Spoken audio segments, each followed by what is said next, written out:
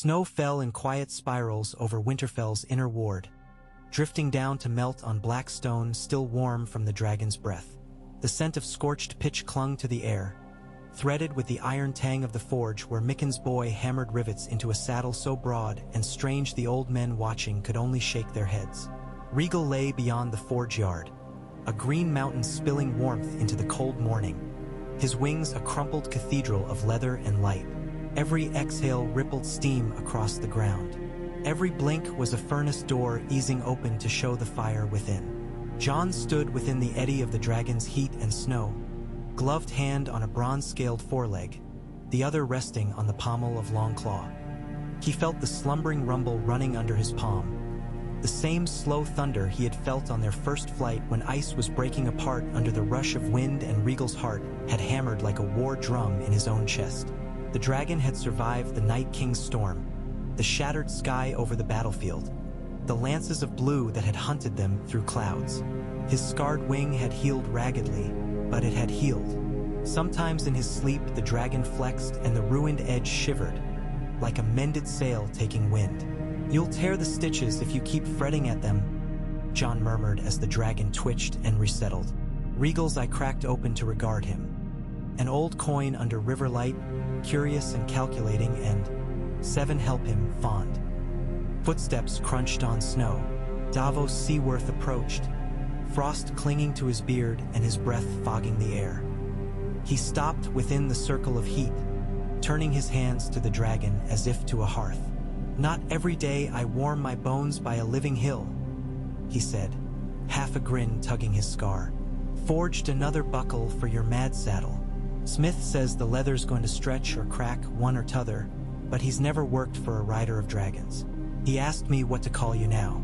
Your Grace? Lord Snow don't sound right with that great beast the size of a holdfast." Jon glanced across the yard to where Sansa spoke with Lyanna Mormont and a score of northern lords in their heavy cloaks.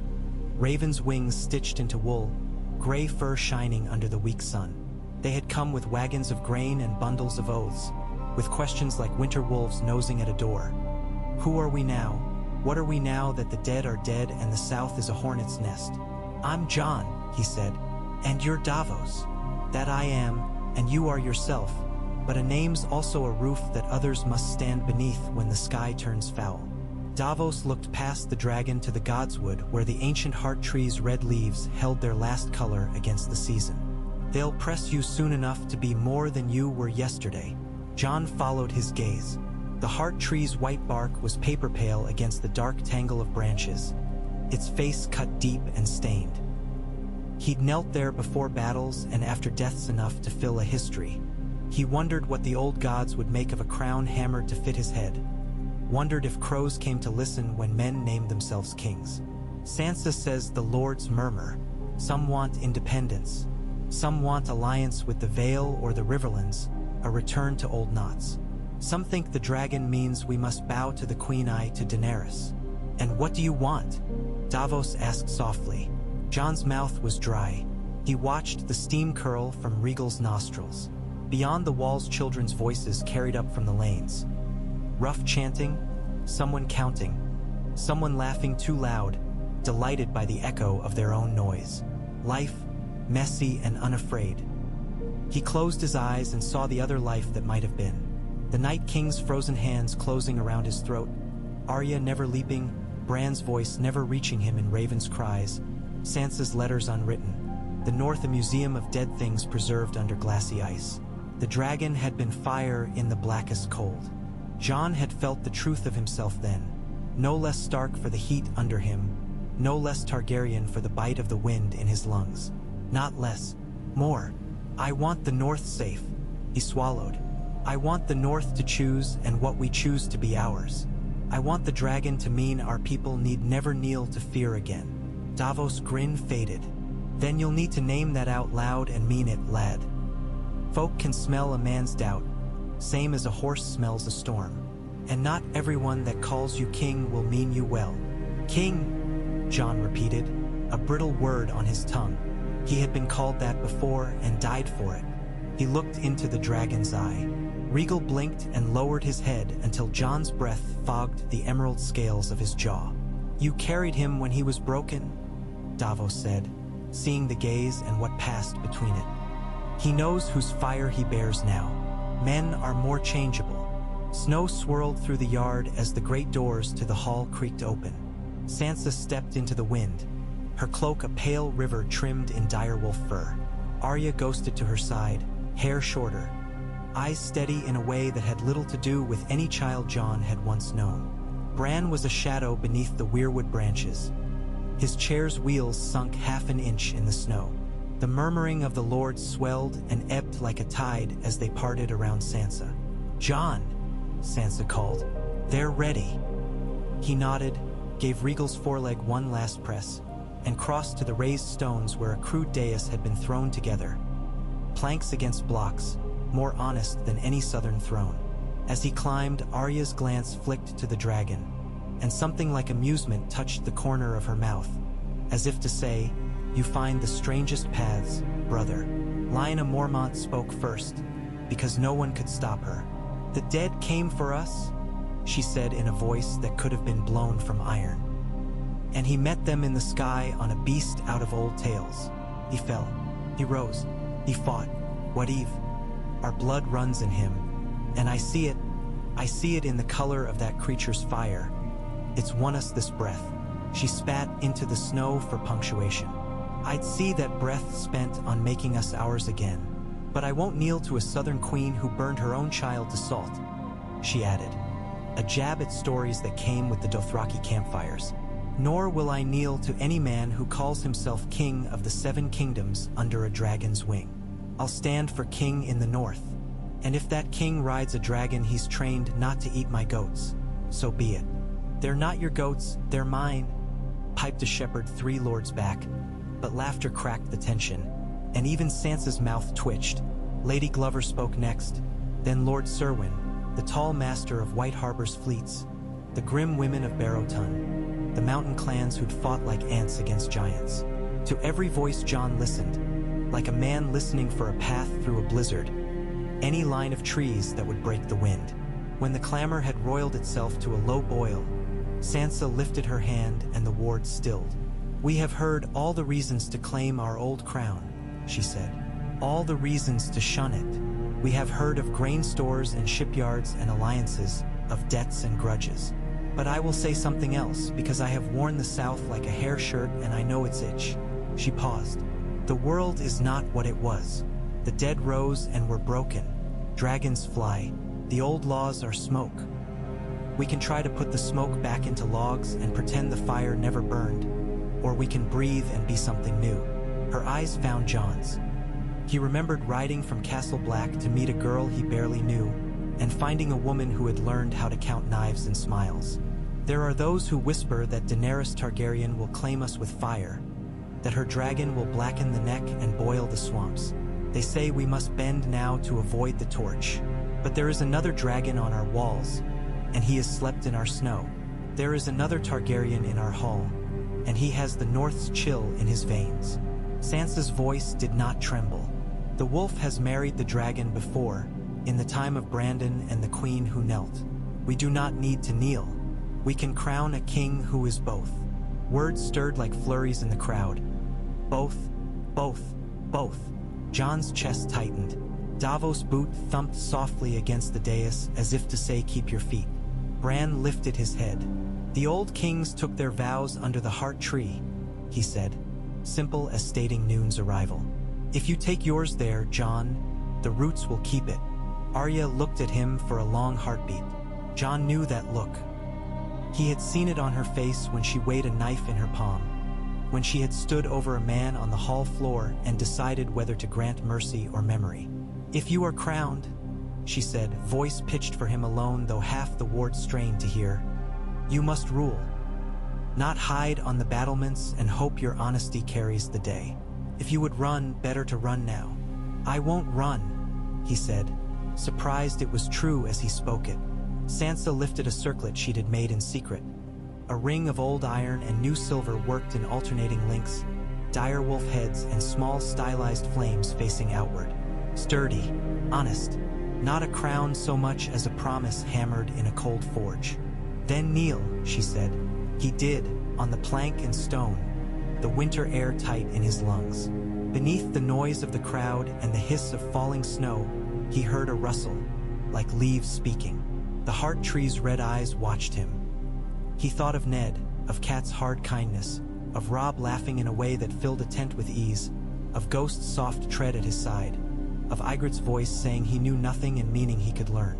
He thought of Daenerys' face when she had seen the carvings under Dragonstone, the coal-black joy that had trembled through her when their dragons wheeled together over cold water. He thought of fire and frost married not in victory songs but in the weary tenderness of people setting down their weapons to carry bricks. Sansa set the circlet on his brow. The metal was cool enough to bite. "Rise, Jon," she said, and though she left the southern title unsaid, another rose in its place, shaped by the breath of two peoples and the hour that had bent them. "Rise, King of the North and the Dragonfields." The cheer that lifted then was not tidy. It had no cadence. It was a bellow, a laugh, a shout from a dozen throats and a dozen hungers. It felt real in a way that scared him more than the Night King's shriek had, the realness of responsibility. Rhaegal answered the sound with his own. His wings flung open, snow exploding outward in a halo. The green of them was new leaf and old patina, cruel along the scars. He reared, forelegs clawing air, and speared a column of flame skyward. The sound of the flame was a tearing. Light washed the gray ward in summer. The cheer became a roar. That night the drums came out from the storerooms where they had slept since winter first settled in. The kitchens burned through their hoarded venison. Men and women who had expected to die weeks past danced to see their own fingers. Arya spun with a boy from the forges, then another, then none at all, moving around chairs and laughter like a rill around stones. Davos told a story about a storm that had pushed a ship backward into a harbor and called it mercy. Sansa sat with letters and ink and interrupted herself with sips of mulled wine, writing and thinking and writing again. Bran watched the fire and smiled at something beyond it, the small smile of a man who has fallen for the shape of time. Jon slipped away to the Godswood when the noise pressed on him like a helm too tight. Rhaegal had chosen the outer wall, where he could look over the white fields in one direction and down into the torchlit ward in another. Ghost padded at Jon's side, fur throwing sparks where snow kissed it. When Jon knelt in tea, he drifted before the heart tree.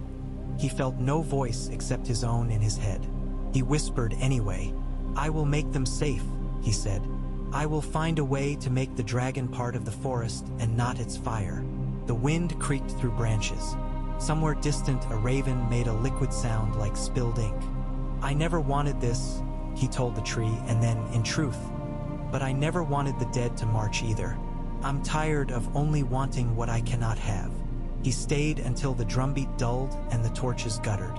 When he rose, Ghost pressed his head against Jon's thigh. The wolf's eyes gleamed red as the carved tears staining the heart tree's face. Morning brought ravens, as mornings now did. They came from White Harbor and the Last Hearth, from the rills and the stony shore, from the Three Sisters where the gulls thought themselves queens. They brought demands and congratulations and maps, and gentle inquiries about tribute that were not gentle at all. The most delicate of them arrived from the south, an elegant roll of parchment bound in black silk and sealed with 3 heads stamped in wax the color of old blood. Jon read it alone in Sansa's solar, Rhaegal's shadow crossing the narrow windows at intervals. The letter was in Tyrion's hand, crisp, precise. "Your Grace," it began, and Jon paused at that, a ghost smile tugging his mouth. Once, in another life, Tyrion had called him bastard with more kindness than others who said Lord. "Your Grace, the Queen wishes you well on your coronation, if rumor is to be believed. She congratulates you on the survival of your dragon and notes with relief the fall of the Night King. Westeros breathes because of that fall. Debts are owed, and we would prefer those debts paid in wine and trade rather than in spears." It went on to speak of ships and ports, of how the crown meant to replant where dragons' shadows had fallen, of how there was room for a compact. It mentioned, as if idly, that the Iron Fleet had scattered like roaches but not died. Euron Greyjoy had been seen at Old Wyke. It mentioned, as if idly, that pockets of Lannister men still held castles in the Crownlands. That Grey Worm had taken his Unsullied to the islands. Noth, the word whispered like leaves, and that the Dothraki had drifted into the Reach like wolves into vineyards, dangerous and curious, impossible to herd but willing to settle where the grass was kind. At the end, Tyrion wrote, "The Queen asks if your dragon and hers might fly together once more, and if two old friends might speak before the winds of their ministers write the history. She is at Dragonstone." Jon stared at the seal when he resealed the letter. Dragonstone, the black island with caverns that looked like the inside of a creature's ribcage. He remembered Daenerys there in the wind, hair whipping like a banner, eyes the color of old sea glass. He remembered Rhaegal and Drogon wheeling like crows over whitecaps, their shadows gliding over new salt. He found Sansa by the ledgers. "She wants parley," he said. Sansa leaned back in her chair and steepled her fingers. "She wants to count our spears and see your face," she replied. "Wants to measure if the boy who bent the knee to save his people still lives inside the man who wears the North. She is not my enemy." Sansa's eyes softened. "No, but she is a queen, and queens do not have the luxury of being only themselves. Neither do kings." She glanced at the window where a brief slick of green shadow slid by. "Go, speak with her. Take the dragon. Take Davos. Take Arya if she'll go. Take 2 ships and a flag that marks parley instead of war." He nodded and then hesitated. "If I do not return." She cut him off with a look he recognized from their father when he had been small and stupid and in love with a stray pup he couldn't keep. "Then I will rule until Arya returns from wherever she goes, and then I will keep ruling because she is a knife and I am a ledger. Don't borrow grief, Jon. It charges too high an interest." Arya did come, after all. "I want to see Dragonstone," she said with that small smile. "I haven't seen the sea angry for a while." Davos captained the Windborne, White Harbor's fast new-built with a proud Northman's squint to her prow. Rhaegal hated the ship, hating even more the idea of flying above it without his rider strapped to the saddle. In the end, Jon took the sky and Arya and Davos took the sea, a compromise that made no one happy and so was probably fair. There was a moment during that flight when the world narrowed to a ribbon of cliff and wave, to the green sail of wing below him and the black lung of sea opening and closing as it breathed. Jon did not think then. He existed at the joint between weight and weightlessness, between control and surrender, and there was peace in it. When Dragonstone rose out of the morning haze, that peace folded and slid aside to reveal nerves. Drogon was a black star on the highest parapet when they spiraled down. He was larger than Rhaegal by a full market hall, and he slept like a collapsed cathedral, his chest lifting and falling under a scaffolding of ribs. Rhaegal landed on a lower wall rather than challenge him, tail lashing once, more flick than threat. Jon unbuckled with fingers that remembered and slid down. Stone retained the night's chill. Even the sea wind smelled of basalt. She waited at the top of the stair, flanked by 2 of her handmaidens and a half-dozen guards in the queen's new livery, red and black and steel. Her hair was braided in the style of her people now, with small silver rings winking among the plaits, and her shoulders bore a cloak lined in scaled green. Whether she meant it to echo Rhaegal or not, it stole his breath. "Jon," Daenerys said. Her voice was steady. Her eyes were less so. In them he saw relief and caution, hunger and discipline, all braided too. "Your letters were insufficient." "Tyrion's letters were full enough," he answered, and amazed himself by almost smiling. "Thank you for the ravens, for not sending a fleet."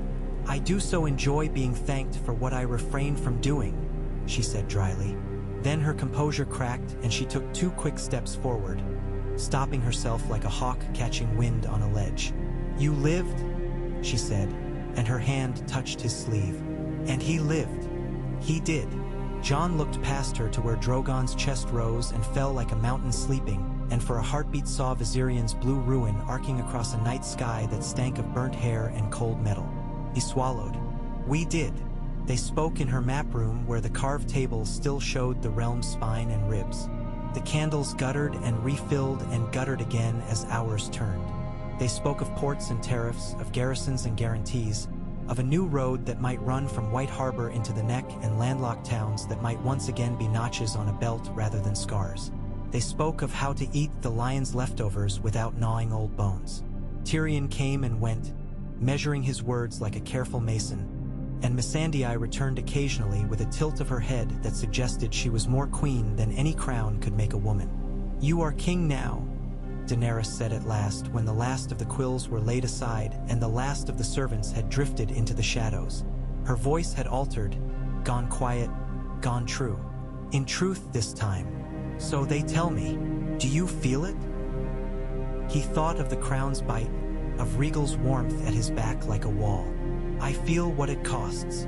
"So do I." She rubbed her temple with 2 fingers. "I send Grey Worm to Noth. I told him to take men who wanted peace. They call it cowardice in some corners. Perhaps it is courage." She glanced at him sidelong. "I let the Dothraki choose farmland in the Reach or ships to take them back to Essos. Some chose plows. Some chose the sea. A few chose neither and ride where they like, but not in the way I feared. They've killed fewer men than my tax collectors have insulted." "Is this what victory looks like?" Jon asked. "Numbers on parchment and less blood than you worried there would be?" She smiled without mirth. "It looks like what you and I can live with at night." They walked the high parapets until they stood above the dragons. Drogon opened one eye and hissed a greeting that thrummed in the stone. Rhaegal answered, wing edges lifting, throat fluttering.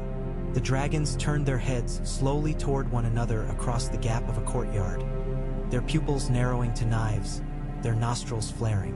They were not brothers as men were, not kin as wolves were, but they remembered flying together and not eating each other, and that counted as love in Dragontongue.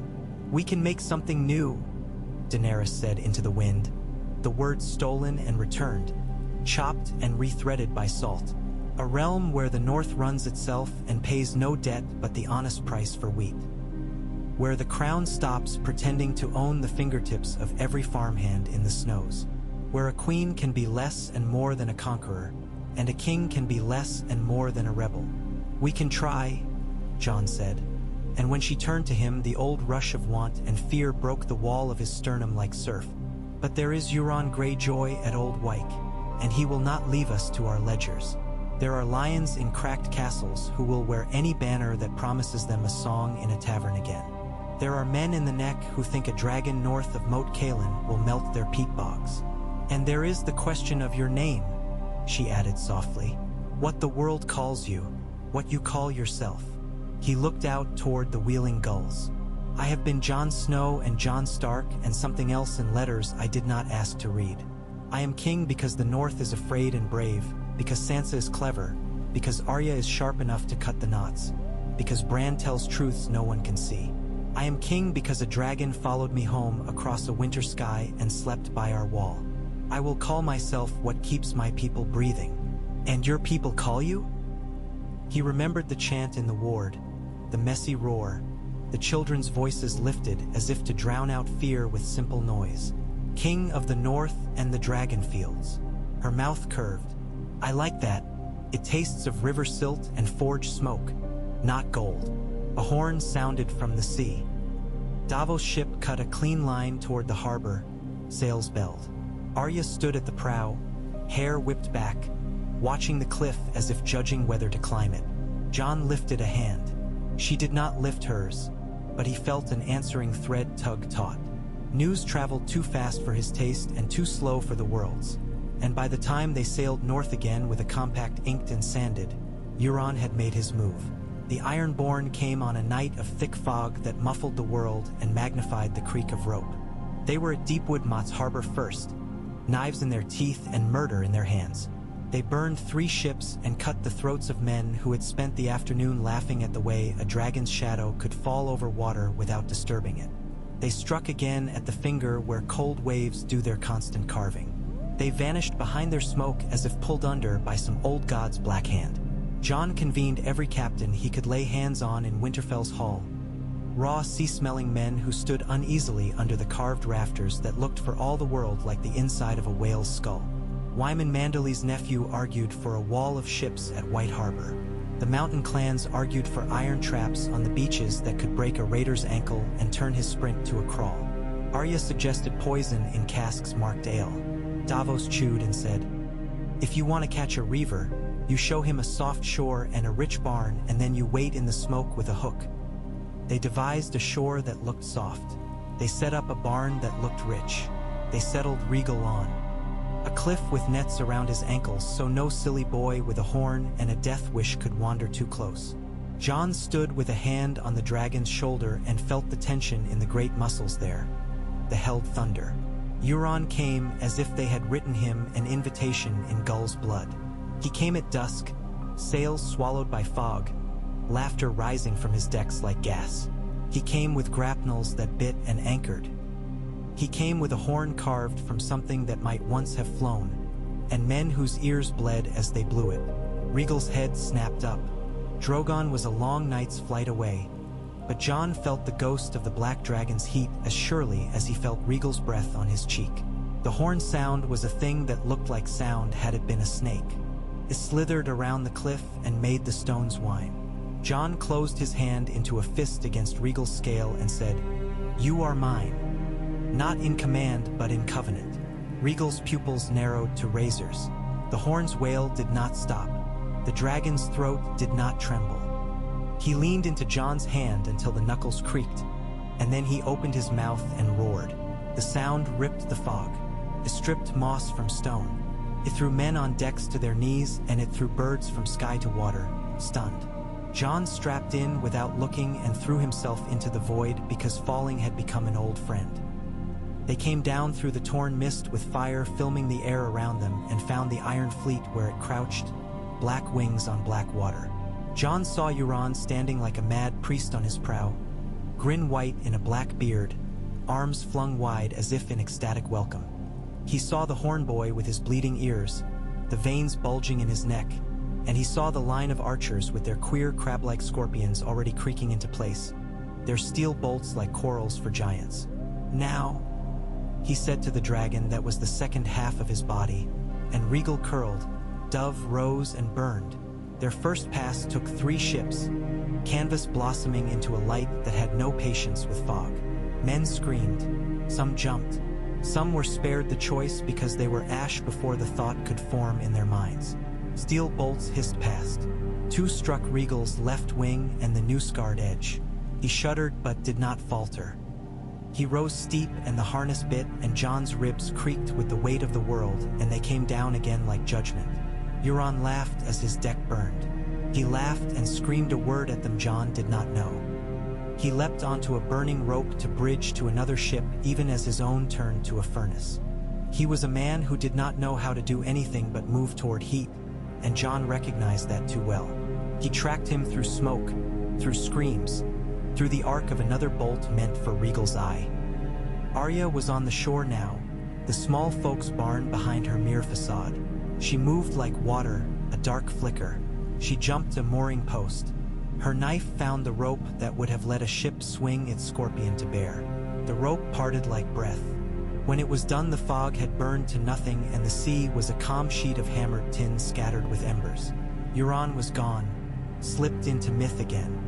He left 20 ships smoking and 7 men alive to spread his story in taverns he would never pay. Jon set Rhaegal down on the beach so he could see the faces of the men and women who had watched the dragon fall and rise above their home. An old man limped forward and fell to his knees. "Your Grace," he said, voice breaking, "I am too old to fear dying. But I feared my granddaughter would never see 20. I feared my son's hands would forget how to tie a knot that holds a roof against wind. I feared." He swallowed. "Thank you." Jon wanted to say that the thank you belonged not only to him. He wanted to point to Arya cleaning her knife with practical, almost tender movements, to Davos standing with his hands on his hips and a captain's squint on his brow, to Sansa miles away with a ledger thick enough to stop an arrow. He wanted to say that it belonged to the dragon most of all, to the unhuman, to the fire that had not eaten them because a man had touched a scaled cheek and made a promise. He said only, "We'll rebuild." They did. The north became a place of wood and ash and new iron, a place where men learned to shoot dragons as carefully as they shot horses, where children grew up playing at dragon and wolf instead of lion and stag.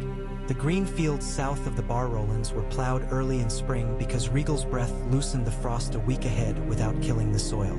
Without command, the dragon learned to lay his fire along the edges and leave the center cool.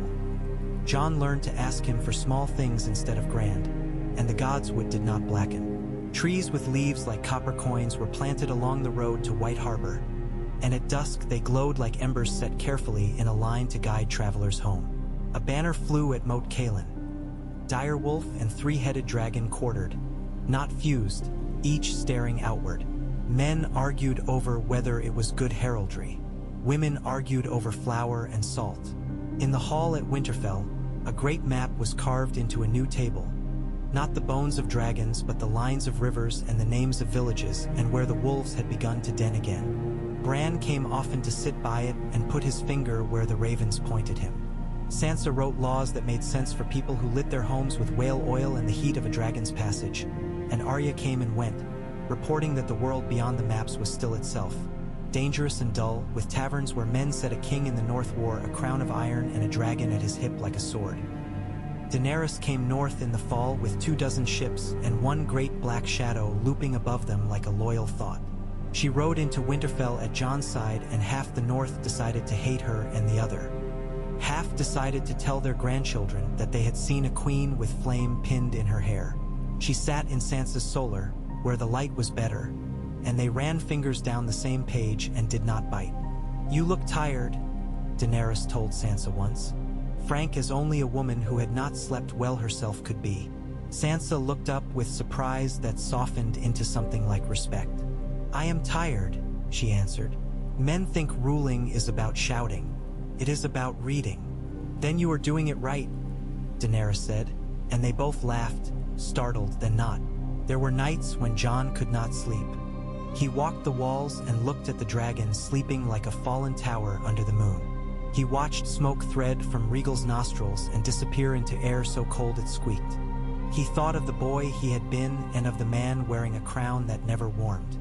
He thought of the children who chased each other over the same stones he paced, and how their voices sounded in the morning like birds that had decided to be brave. Once, finding him thus, Arya walked beside him without speaking for a dozen paces, then said, "You're afraid that if you lose the dragon you lose the right to be what you are." He stopped. "Am I that easy?" "You are easy for me." She bumped his arm with her shoulder like a boy would. "You were king the moment you chose to tell the truth when it would cost you. Fire or no fire, the dragon only makes your lies bigger if you decide to tell one." He let out a breath he hadn't realized he was holding. "Thank you," he said. "Say it to yourself once in a while," she replied, and vanished into a shadow that remembered her shape. The first winter's end since the dead fell came late, and then all at once, as if the season had stepped out of a heavy cloak and left it on the floor. Patches of green showed under walls as Rhaegal's breath warmed the soil. The river ice broke and went, doors opening along a hall. In White Harbor, fishermen painted new eyes on their boats because the old ones had cried too much. Jon rode the length of the King's Road to Moat Cailin and knelt in the mud in the neck and put his hand into the water and lifted it, marveling at nothing but the way it ran off his skin, following rules no king could write. He returned to a letter from Tyrion sealed in simple wax. "We have done it," the letter said. "Not victory, not peace, not an end to ambition or the old foolishnesses that grow between men like mushrooms after rain. We have done a thing like a bridge, sound enough to hold for now, graceful enough to make the crossing less hateful. The Queen holds court twice a week and remembers to send men away empty-handed rather than headless. This is politics. I hope it makes you as tired as it makes me. There is a wine in King's Landing now that does not taste like dust. Come drink it when the harvest is in." Jon folded the letter and set it under a smooth stone on his desk, as if anchoring it to keep the wind from it. He dreamed of a river running backward and forward both, of a wolf sitting under a tree stripped to red bones, of a dragon curling around that tree not to protect it, not to threaten it, but simply to feel its bark rough against his scales. Years ran outward from that night like rings in a tree. Arya came back from a place where the stars fell a little differently and said the sea looked wider there. Sansa married a man who knew how to keep his voice low and his promises plain, and neither of them made a show of love, which was how Jon knew it was real. Bran told a story no one believed until the harvest came early twice in a row, and then they believed all his stories whether he told them or not. Rhaegal grew not much larger but wiser, if a dragon could be said to learn wisdom. He chose his perches carefully and let children touch his scales when their mothers were near. Daenerys came north in winter of the second year after they ran Euron to ground at last and found him emptied of mirth by a storm that had shown more hunger than he. She came to see how the roads had held the thaw. She came with a single ship and no pageant, and she wore a cloak lined with northern fur that Sansa had sent south as a jest and a welcome both. She stood on the rampart with Jon and watched the moon lift its pale coin over the plain. "We could have burned it all down," she said. "We could have made a realm out of ash and fear and called it peace because no one had the breath to argue. We could have," Jon said, "and instead we made this." Her breath twined with his in the cold air. Below them, a dog barked and was answered. Somewhere a window shutter banged. In the gods' wood the heart tree watched, patient as a reef. In the yard a young soldier kissed his lover and then laughed too loud as if to shame himself for wanting something as simple as warmth. It's not a song, but I've grown tired of songs that ignore how people sleep and wake and piss and eat and laugh. Me too. They stood a while in that honest quiet. Then she said, practical as ever, "How many ships will you spare come spring to escort the grain to the stepstones? The storms there eat more than we can buy. As many as don't leave our coast hungry. The ironborn are broken, but the sea never is." "Missandei says that is the wisest thing you've ever said," she murmured, smiling. "Missandei says many things that are kind. Kindness is a currency I like to spend." He looked at her hands on the parapet, the small scars the world had written there. "Do you regret it?" he asked. "The compact, the not burning." She laughed, soft. "I regret my temper when a merchant council blocked a levy for bridges. I regret agreeing to a song about my hair, truly the worst thing that will survive us. I regret. Sometimes I regret not turning back sooner, before I lost so much, but not this, never this." Rhaegal shifted below them, his scales whispering against stone. Ghost lay near his tail, nose on paws, a picture of an old friendship that had accommodated a new one without needing to share its language. Jon breathed. He thought of crowns and fires and the sound a horn had made when some man had hoped to enslave a dragon. He thought of his hand on a scale and how the dragon had leaned into him. He thought of the old gods and the new, and of a boy kneeling in a snowdrift and promising not to run. "Neither do I," he said. The wind moved over Winterfell and brought with it a scatter of voices. A girl arguing with her mother about bread. A man singing off-key in the lane as if daring someone to correct him. A stable hand soothing a skittish mare with nonsense and tone more than words. The wind moved, and the dragon's breath moved, and the leaves on the heart tree moved, and the world, amazingly, stubbornly, kept choosing to keep living. On the first day of the next spring, Jon rode Rhaegal low over the fields south of the castle, so he could see the tender green in the furrows. The farmers looked up and lifted their hands, shading their eyes, and none of them ducked. He felt the dragon's delight in the warm currents rising off soil that no longer ached with frost. He felt his own hands loosen on the harness until the leather was a courtesy, not a necessity. He angled Rhaegal up and they took the wind, and for a little while they were weightless and bound all at once. When they returned, Sansa stood in the yard with a sheaf of papers tucked under one arm and a strip of dirt on her cheek where she'd rubbed it with the back of her hand without thinking. "You look like a boy again," she said, smiling, and he said, "I feel like one, and then, I don't, and then, I feel like Jon." And that was the truest thing he would say all day. "Good," she said. "Keep feeling like Jon. It suits the king better than anything." That night there were no drums and no horns, only the steady music of a keep that had found its rhythm. Jon lay awake and listened to it and then slept. And in his sleep he dreamed of a tree with white bark and red leaves and roots that found water in the most unlikely places, and of a green dragon curled at its base, his breath stirring the leaves without scorching them. In the dream, Jon sat between them and sharpened a sword that was more idea than steel, and the sound of stone on blade was the sound of winter ending, of a people choosing, of a name spoken without shame. He woke before dawn and went to the wall and watched the world turn gray, then pink, then the palest of golds. He heard someone yawn, someone curse, someone laugh. He heard Rhaegal's slow breathing and ghosts, and his own.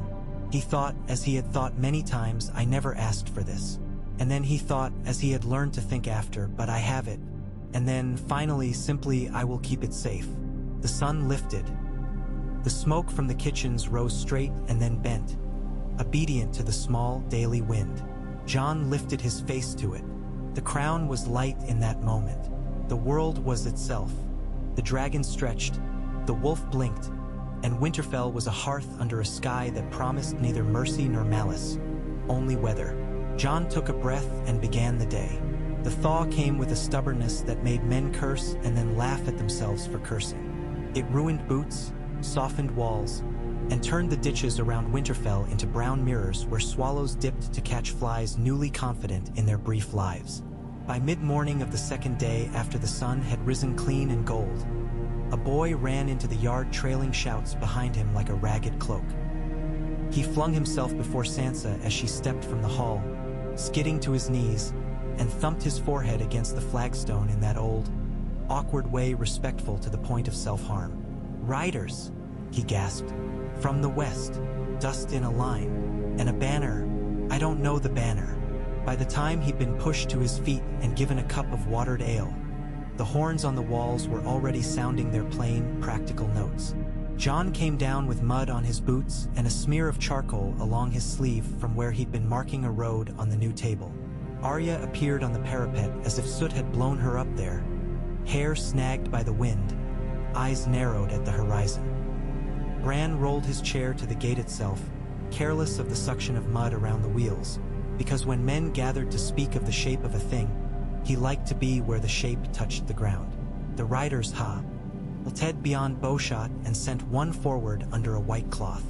He wore mail that had seen salt and fur that had seen wolves. He had a face like a knuckle, scarred and honest. Jon went out to meet him because he knew the look of a man who had not come to sell a trick. "King," the rider said, inclining his head, not kneeling, "I am Hother Glover's man. I rode from Deepwood with a message and a thing that is not a message."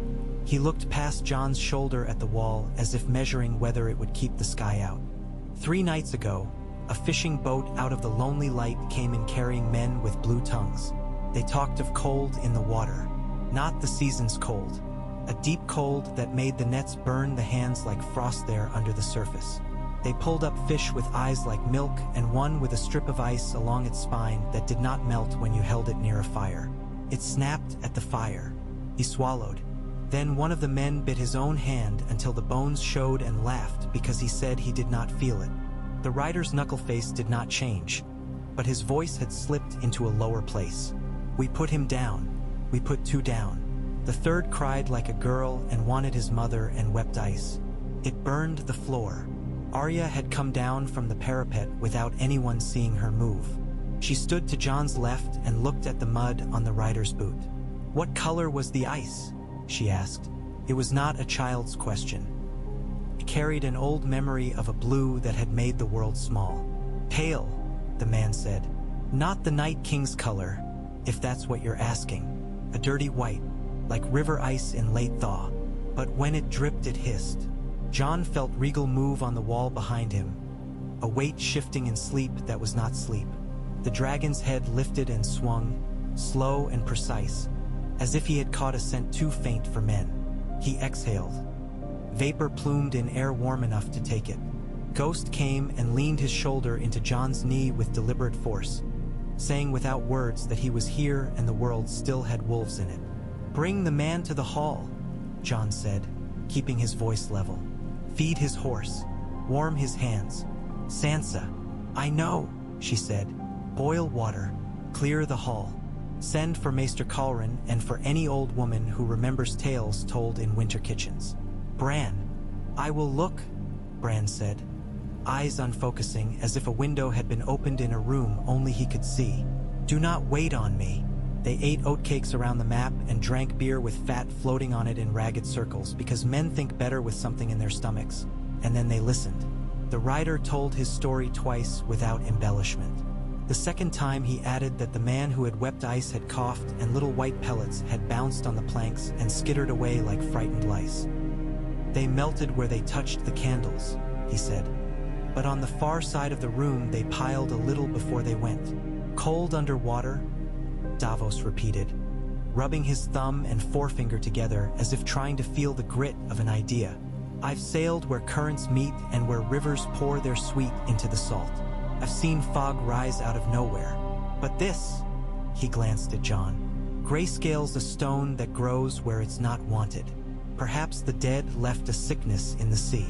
Or the sea is returning something we left in it, Sansa said softly. We burned our dead when we could. When we couldn't, we threw them, Arya finished. And winter keeps things. Bran's fingers were clenched on the arms of his chair.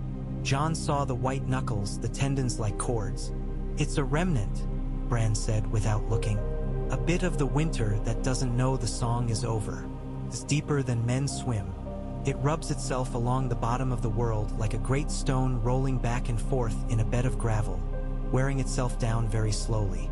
It is hungry, but not for flesh, for heat. How do we starve a cold? Arya asked. Or feed it so it sleeps, Sansa countered, practical. We cannot kill the sea. We can shore our walls and boil our water and put watchers on the piers with iron hooks and hot tongs. We can send word to White Harbor. And to Dragonstone, Jon said. Daenerys needs to know if the Stepstones are seeing this, if the Blackwater fizzes where it meets it. We'll send to Old Town too, Davos added. The Citadel remembers old oddities even if it forgets the ones that walked through the snow last year. And we go to the Lonely Light, Jon said. Not with a fleet, with one dragon and one king. If there is a remnant of winter that eats heat, I would rather find how it feeds with Rhaegal above me than with 100 sailors below. You want to carry a brazier into a cave that sucks flames, Arya said without judgment. Only a small, crooked smile. You're still you. I'm still king, he answered, which is you plus the brazier. He left Sansa with the work of holding a realm and left Davos with the work of measuring what could be spared and who could be risked, and left Arya with the work of picking the handful of men who would not panic when the sea growled. He left Bran with a brother's hand on his shoulder and a gratitude he could not speak for the way the boy's eyes had turned back from where they had gone. He took the sky not because he did not trust the ships, but because Rhaegal's breath at his back felt like sense in a senseless world. The sea east of Fair Isle looked like glass under a temper held by screws. It hated the dragon and loved him, tugging at the air under Rhaegal's wings as if trying to pull him down by invisible hairs. They angled north and west, following the old knotted line of the Ironborn Isles as if tracing a scar that had never quite faded.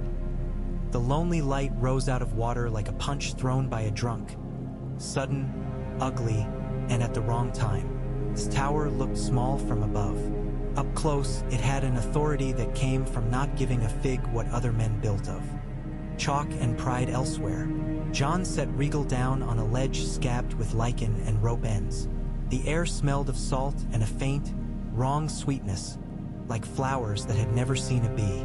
Men came out with spears and axes and the kind of faces that had learned not to look at the horizon when they wanted to think. When Jon lifted his hands and unbuckled the straps and dropped to stone with his palms open, they shuffled with their weapons without raising them, which counted as a lavish welcome here. An old woman in a dress that had been mended into a map of itself shuffled forward and sniffed him as if he were meat. "I've smelt a dragon before," she said in a tone of disapproval. "This one smells cleaner." "He's been sleeping in snow," Jon said. Her eye fell on Longclaw's pommel. "Mutt's sword," she said, both insult and blessing. "Come on then. If you've come to look, look." She led him along a path gouged into the rock and down into a cavern where water moved with its own breath. It was not the sea proper, but a mouth that drank and spat, drank and spat. In the corners of that mouth, in the cracks where stone made little hollows, something paler than ice fuzzed the rock like mold.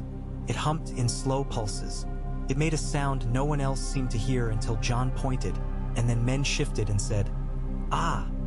with a discomfort they hated to admit. "It doesn't like light," the old woman said, "but it eats heat. If you put a pan of soup there," she pointed with a finger like a twig, "it will skin itself, and then it will freeze along the edges, and then it will steam, and then it will stand up and walk away." She spat. Where it landed on a patch of the pale fuzz it hissed and smoked. "I lost my best pot, and I've kept the girls away from that shelf since." "It walks," Jon repeated, because the world kept insisting on making old words mean new things. "Like a slug," she said. "Not far, but far enough to climb up the wall and sulk where you can't reach it with tongs." Her tongue clicked. "We named it White Hunger because petty names make petty things easier to hold in your mind. If we named it the remnant of winter that wants to crawl up your fire and lick it, nobody would sleep." Jon crouched. The thing was not alive in any way he knew. It had no eyes, no mouth. It was a texture that insisted on itself against the stone. It had edges if he squinted. The edges were wet. He held his hand close enough to feel heat drawn. Not taken exactly. It was like standing near a door and feeling the draft sneak around your ankles. Rhaegal shifted on the ledge above them, picking up the change in the air because it touched him too. Jon straightened and went back toward the light. "Bring a brazier," he told the knot of men by the entrance. "And tongs, and a shovel, and a pot of water, and a cup of oil." He glanced at the old woman. "And a pot you don't mind losing." She sniffed again. "That would be all of them," she said. But she went herself to fetch a dented thing that had once been gilt. They built small fires and big in that cavern. They held tallow candles and whale oil lamps. They pushed heat near the White Hunger and watched it pulse. When they set a brazier close and let the coals go mad, it spread like butter near a spoon. Jon had the old woman pour oil into her pot and heat it until it sang, and then he and two fishermen used long-handled spoons to scrape the pale fuzz into it. It writhed, darkened. It did not cry out because it had no throat. It did something worse. It reached, and in the reach was an ache like a child's hand pressing against glass because it wants what is simple and cannot have it. Jon's stomach went cold and his skin went hot, and for a second he hated himself for refusing to feed it. He tightened his jaw until he heard a click and scraped faster. The oil changed smell. It went from sweet to bitter to something that made his eyes water with a grief not his own. When it was done, the pot sat cooling on stone like a heart in a bowl. The patches of White Hunger had grown thin where they'd burned them and then thick in places beyond the heat, as if spreading to find the edge of their reach. Rhaegal made a low sound on the ledge, the sort of sound a dragon makes for another dragon when it sees a wound that will not heal soon. "We can burn it," Jon said. "We can starve it, pen it, herd it back into corners. But we cannot end it with fire." He stared into the dark of the cavern where the water breathed. "We feed it when we fight it. Not much, but some." The old woman nodded once. "You finally see it," she said. "Good. Now stop trying to win and begin trying to live." He slept no more that night than a gull on a storm line. In the morning, when he stepped out, the sky had whitened and the water had turned mean. He watched the currents and saw something under them that did not belong to currents. It was not a shape. It was an insistence. He had a thought as ugly as a boil and as useful as a knife. He saddled Rhaegal and took the air. They flew low, wing tips brushing spray, until the dragon's heat made little roads of steam that trailed them like odd banners. Jon let Rhaegal breathe in short bursts along the surface in lines rather than patches.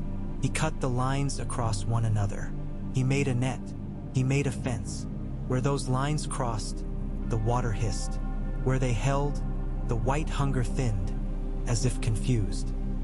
He flew in loops until his head swam and the world became lines, and then he sat Rhaegal on a rock and watched the way the water moved through the heat he had laid down. Dodged the lines. It slowed at the fence. It was no mind he knew, but it learned the shape of what he made. When he came down, the old woman had made porridge with something that crunched. "If you do that every morning," she said, as if telling a man how to sweep out a hearth. "And every night, and when the wind swings from the south, it will stay thinned. It will be less hungry here, so it why." I'll be hungrier somewhere else. But less is something. Sometimes less is the best we get. Teaching the sea to fear a pattern, Jon said softly, thinking of wolves and sheepfolds and the way a boy learns to carry water in winter without soaking his gloves. That's a fancy way to say making a habit. The old woman grinned, showing the gaps in her teeth like windows. Now eat. You look like wind could fold you. He left 2 men with good backs and patient tempers and a brazier and a schedule. He left a promise to send iron tongs and more pots and oil. He left the white hunger thinner than it had been when he arrived and not gone.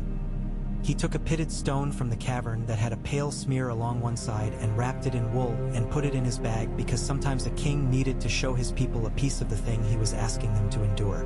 Back in Winterfell, the hall smelled of damp wool and ink. Sansa had dark shadows under her eyes, and her ink finger had a new callus, which is also a kind of scar. Bran sat by the fire with a piece of clean bone in his hand, turning it as if weighing it. Arya lay along a bench with her boots off, sharpening a knife with a slow contentment that had more to do with the rhythm than the edge. Jon set the wrapped stone on the table and opened it. Even before the wool fell back, he felt the small theft of heat from his hands. Sansa extended her fingers, then pulled them back without touching.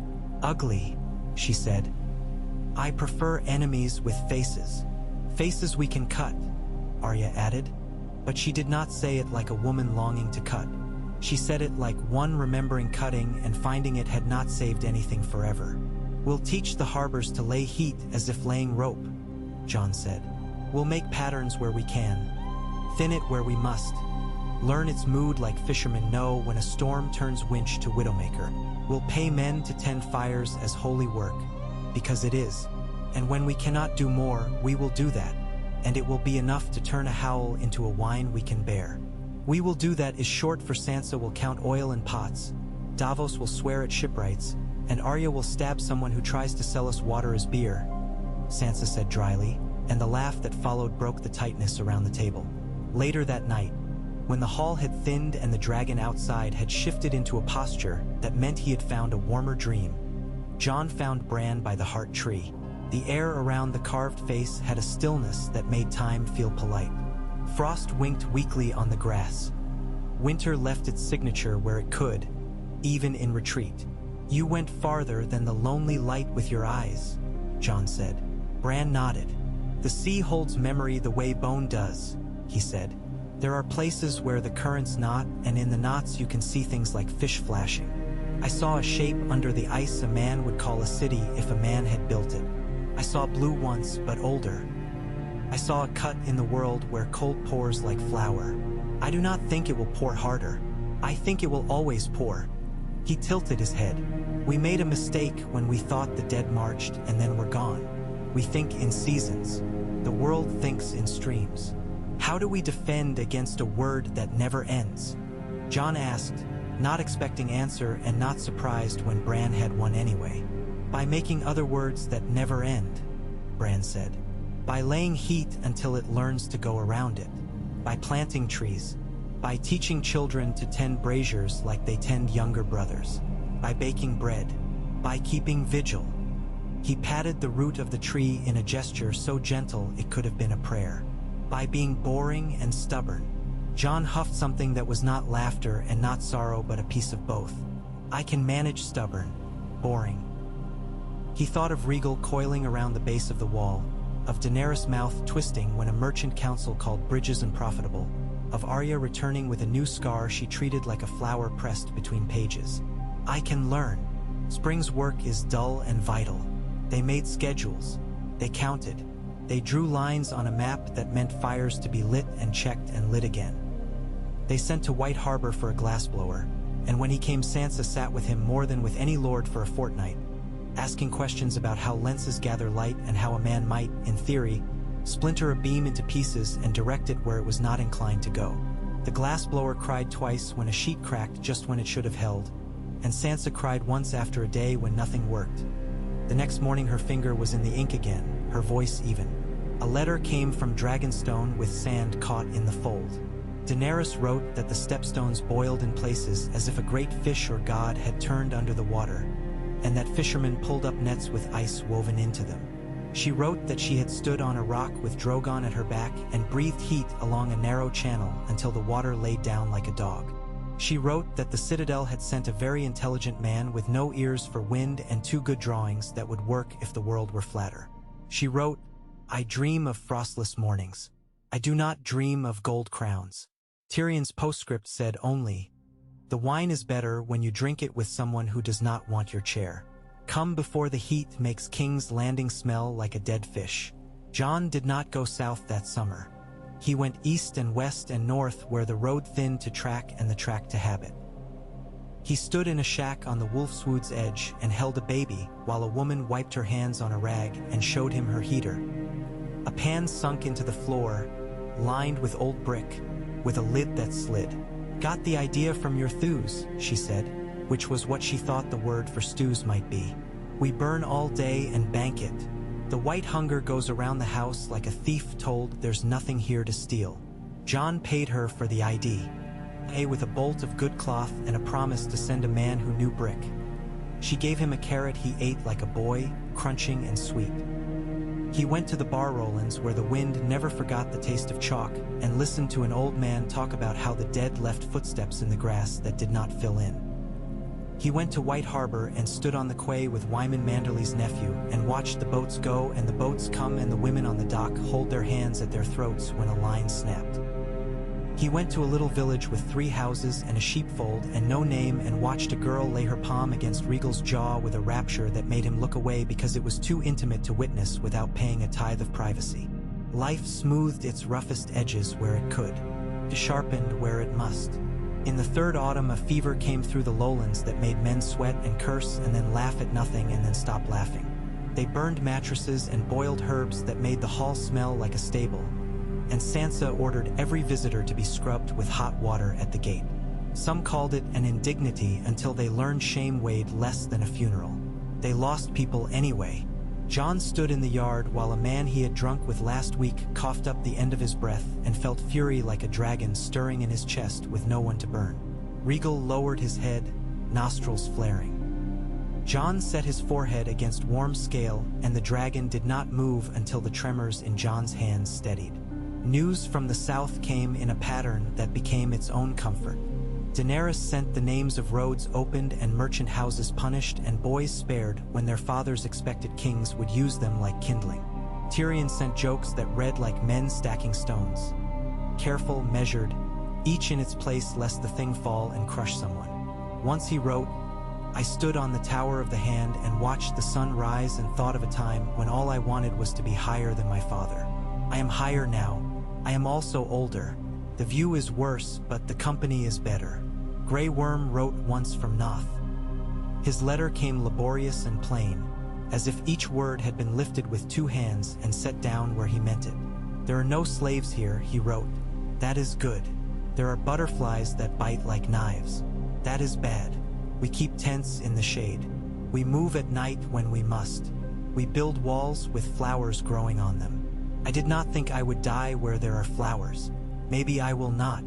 Tell the queen she was right to send men who wanted peace. We make that peace with our backs and our eyes and our spears planted in the ground. We plant other things too, rice and beans. A boy's kite. He signed it with a name he must have chosen after he had been freed. It was a name with 3 syllables and no sorrow in it. In the 4th winter, a pack of men wearing old sigils that smelled like bad memories came down out of the hills and raided a salt store and called for a Bolton, as if saying the name would conjure a man from a flayed skin. They took 2 girls. They did not take a 3rd. She put an awl through one man's eye and ran until her feet were red. Arya brought back the 2 girls they had taken and 7 heads. She set the heads in a row by the ice house and squatted on her heels and stared at them as if asking the dead a question. "Do you feel better?" Jon asked gently. "No," she said, "but I feel less worse." She looked up at him with eyes that were as dry as the winter wind. "If the white hunger had a face, I would cut it," she said. "It does sometimes," he answered, thinking of men with old banners. "And when it does, we will." Daenerys came north again, older by something besides time. She stood in the Godswood with her hand on the pale bark of the heart tree, as if it were a creature she meant to tame, and then realized it could not be tamed and loved it for that. "It feels like bones," she said, not to insult, only to comment on the honesty of it. "In the south my trees are perfumed and dishonest. They pretend they do not die. We like our dying visible," Sansa said. And the two women shared the sort of smile people share over a task they have both learned to do well and with weary pride. "Will you stay through the thaw?" Jon asked over bread and small beer that made Daenerys' nose wrinkle until he poured her something stronger. "Until the ice breaks," she said. "Then I must leave. It is easier to govern the south when the roads are mud. People who want to overthrow me find their boots sucked." They walked the yard together and listened to the echo their boots made. Children ran between them, dipping around Rhaegal's forefoot as if it were part of the yard that had always been there. Drogon slept on a flattened patch of snow, steam rising from him in small puffs. Ghost lay nearby with his eyes slitted shut, the picture of indifference that hides a habit of getting up faster than men think he can. "I wanted to be a queen who changed everything," Daenerys said. "I am a queen who signs decrees that save a handful of men from hanging, orders a bridge repaired so a village can trade in spring, and tells a boy to go home to his mother instead of into a levee because he is 14 and his voice has not dropped. I am a queen who puts flour in a granary instead of swords in a parade." "You're a queen," Jon said. She laughed and wiped at her eyes with the side of her hand as if surprised by the wet. "I know," she said. "Do you ever miss being only a man to whom things happen?" he thought.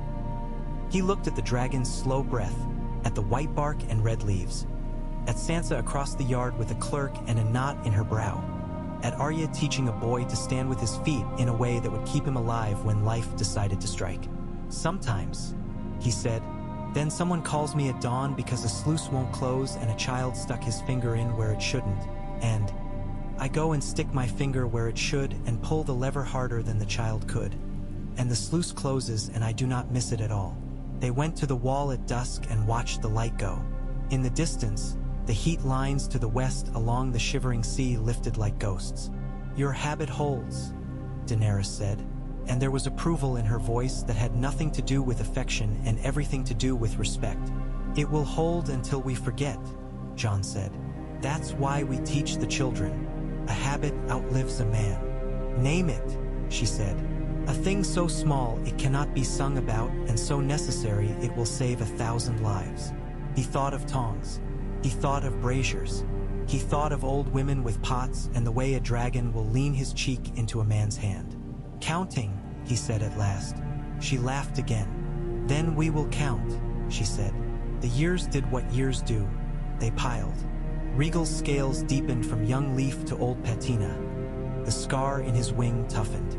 He learned to put his head under a pump so children could pour water over his nostrils and squeal at his snorts. Drogon learned to endure the same without biting anyone, which was the South's version of grace. Ghost took to lying on the heart tree's roots so completely that men began to tell a story about how the tree grew its own wolf. The white hunger thinned near the lonely light and thickened where men were careless. And so the habit spread from one harbor to another like a prayer carried in a basket with bread. The boys who had been too young to lift a spear when winter darkened now lifted their own children and said, "Keep the brazier banked," with the same tone men once used to say their prayers. Sansa's laws settled like dust and made white clean lines on every ledger's page. Arya came home with a small child one summer and left with none in the autumn because the child's mother had found him. Arya never spoke about where. Bran grew thin and strong as a bough, not in muscle but in focus. He told a story once of a thing he had seen in the far north that had looked at him and known it was being looked at. He did not tell it again. Instead, he told the names of birds to his nephew and showed a girl how to put her hand on the trunk of a young ash and know where the water ran. The girl became the sort of woman men did not name in songs and chambers hung in winter with garlic, because when the white hunger thickened in a creek, she would come and lay ash in the right places and leave, and the creek would go back to being a creek. Tyrion came north once and stood under the shadow of a dragon without flinching because pride had always made him do stupid things and wisdom had not entirely cured him. He drank beer at the same table as fishermen and flinched when they praised his queen with the very words he had written for them to use. He sat with Sansa for an afternoon of ink and politics, and when he left he bowed over her hand and said, "It was always you." And she said, "No." And he said, "It was always people like you." And they both left it at that. Noth sent north a woven cloth that smelled faintly of flowers and ash. Grey Worm's letter said, "It is hard. We are alive. Children chase butterflies and do not die when they catch them. We built a wall that does not topple in the wind. When men come with ropes they find spears. We do not sing. We hum. It is enough." On a day in a spring that felt unearned for how perfect it was, Jon rode Rhaegal to the sea and watched a shoal of fish turn as one body in a light that made him ache behind the eyes for the simple rightness of it. A boy on the beach waved with both hands and lost his shoe in the mud and laughed at his stupid foot. A woman scolded him and then laughed at herself, and the boy's foot, muddy, looked like a seal's flipper. Jon laughed alone on a dragon's back, which is a thing a man can do when the world gives him a moment that needs no witness. He returned to Winterfell as the day thinned and found Sansa on the step with a letter half open in her hand and a look that did not belong in spring. "What is it?" he asked, already knowing from the way the corners of her mouth were set that it was not a well that had collapsed or a petty lord's insult. It was not a thing solved by a ledger. She held out the letter. The seal was a lion's head pressed in cheap wax that had cracked in travel. The script inside was careful and unlovely. "Lords and ladies of the North and of the Crown," it read. "Men loyal to the house that once kept the peace of these lands plan to unfurl the lion in Lannisport again. Some say the queen is too far from her dragons. Some say a king who calls himself North belongs behind a line that was never drawn on any map. Some say treason and believe it to be another name for nostalgia. We in the Vale watch. We in the Riverlands listen. The Stormlands wait to see which way the storm will turn." The writer did not sign his name. He did not need to. The tone said he was a man who had never lifted anything heavier than a goblet. And yet men listened to men like that when they remembered glory more fondly than hunger. Sansa's mouth was a line. Arya leaned in a doorway with a look that could have been called cheerful if you did not know she never smiled before she killed. Bran sat by the fire with a white feather in his hand, turning it. Rhaegal shifted on the wall and hissed, a sound like a smith's quench, as if the letter had insulted the air. "We have the habit at the sea," Sansa said. "We may need the habit on the land." "Which habit?" Jon asked, hearing in her voice not fear but calculation, which was honesty of another sort. "Counting." She tapped the letter. "Counting the men who will run when the first dragon shadow touches the grass. Counting the ones who will not. Counting the cost of making an example versus making a speech. Counting the heads you can cut off and wake to find more in their place." She looked at Arya. "Counting knives." Arya's eyes were bright and empty of humor. "I can count," she said. Jon let out a breath. He had known the lion would try to be a lion again.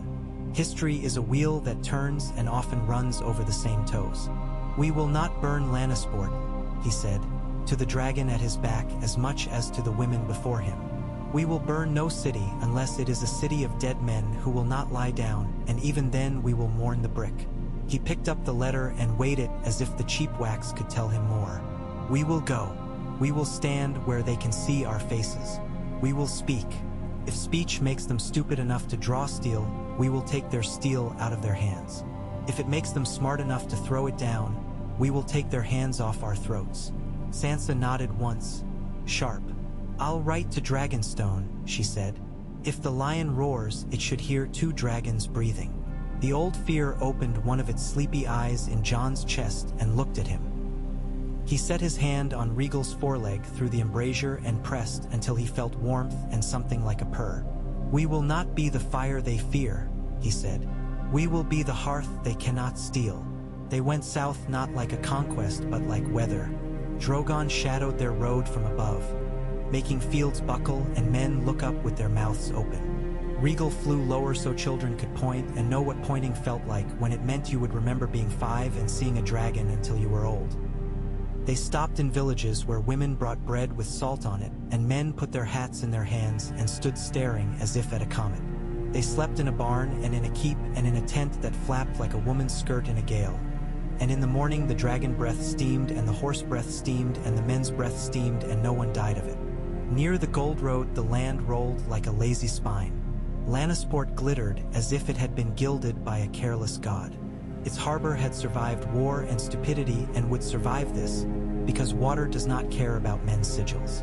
On a low hill outside the city, a cluster of men had gathered in good cloaks and prettier armor than sense, and they had set up a table with goblets on it because they wanted to talk as if at a feast.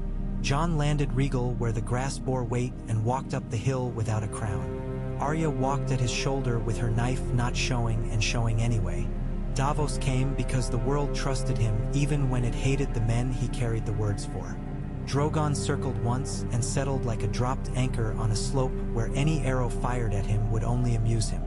"Your Grace," said a man in a red cloak that tried too hard to be the right red. His hair had been oiled into a statement. He smiled with too many teeth.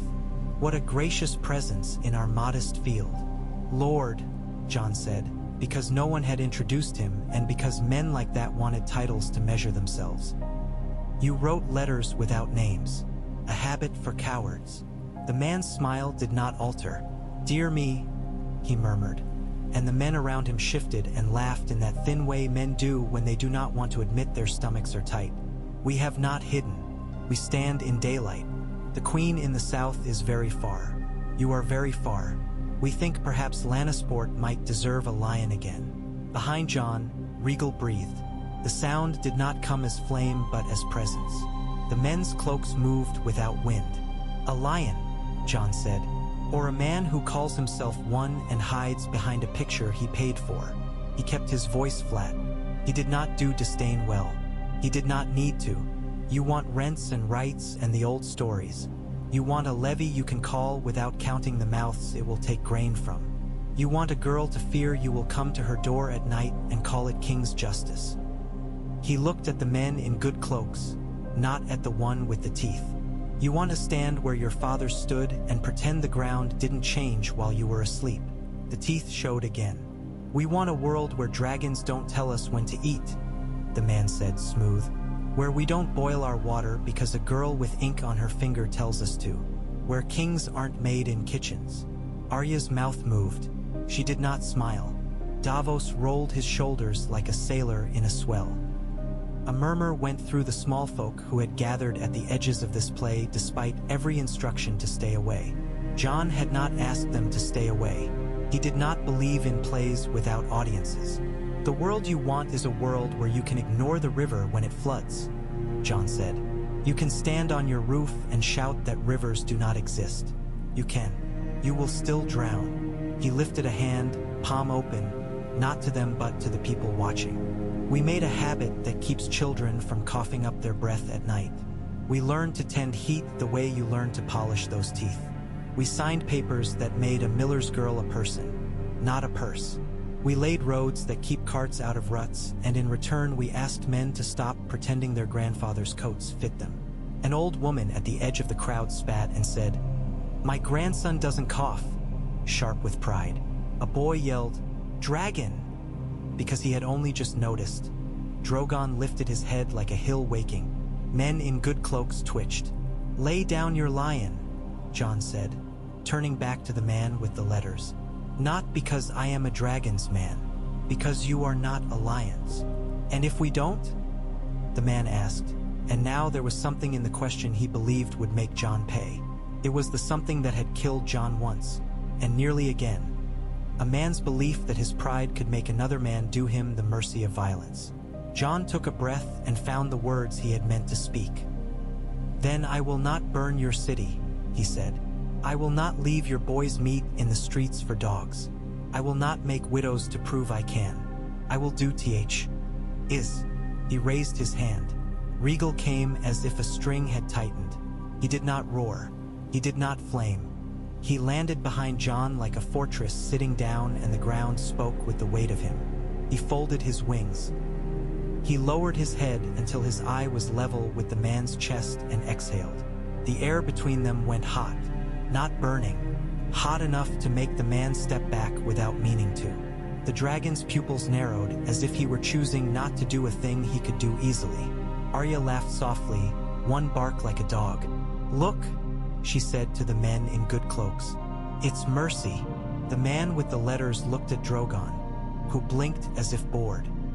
He looked at Rhaegal and saw his own face small and ugly in a curved, gold-green mirror. He looked at the people behind Jon who were not drawing swords, not snarling, not begging. He looked at Davos, whose mouth had a line at one corner that had never gone away since a day when a boy he loved went into a fire. He looked at Jon, who was not grinning and not threatening and had said he would not burn.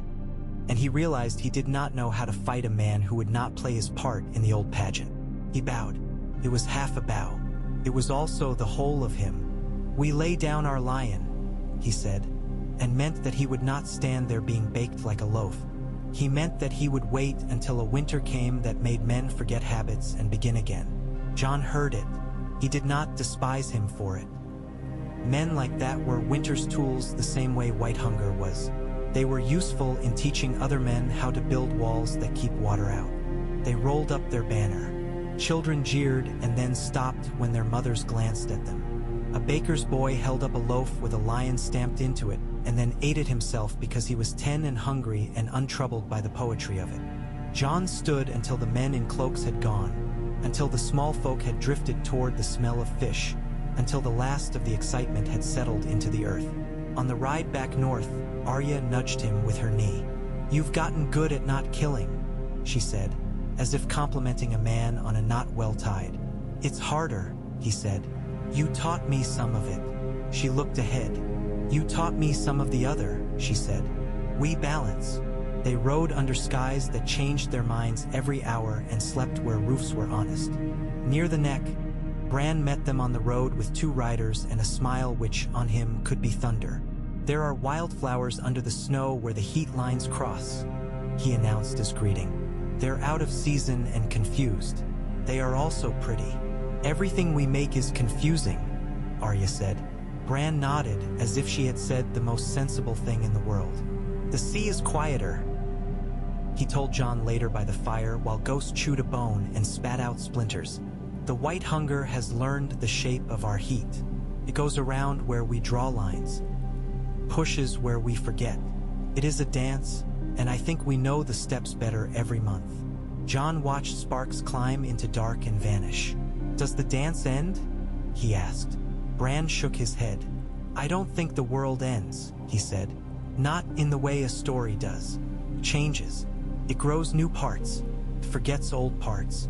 It does not end. Then we keep dancing. We keep counting," Bran corrected him softly, and grinned in a way that made him 10 for a heartbeat.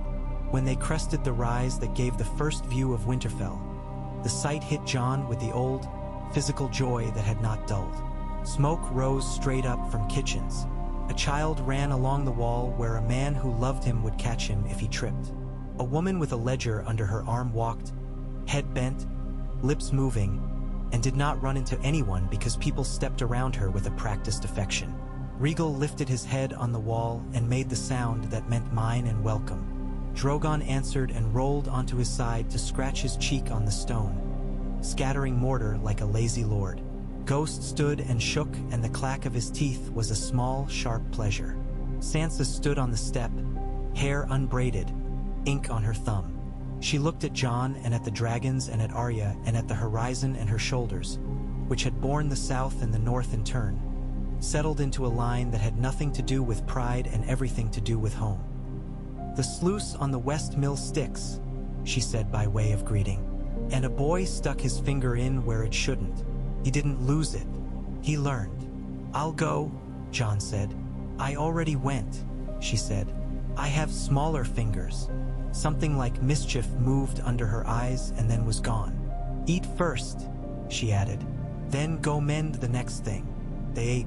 They laughed at nothing. They talked of grain and letters and men with cloaks who wanted their fathers back. They talked of flowers under snow and boys who think dragons do not fart and then learn otherwise. They talked until the words lay down like dogs.